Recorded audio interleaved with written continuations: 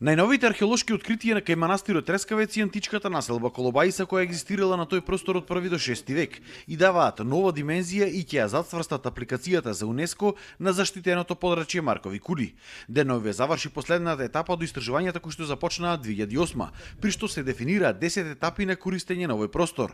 Се открија и двата влеза во населбата кои покажаа дека местото од секогаш имало сакрален карактер, а не било воено утврдување. Исто така се докажа дека 13-тиот, а не 14-тиот век е периодот на најголемиот развој на манастирската архитектура во Византија.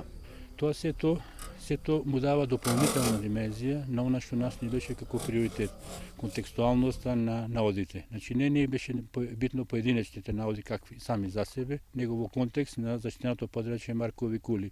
Идната година се планира целосна конзервација на откриените објекти и да се започне со откривање на палатите и другите простории на населбата.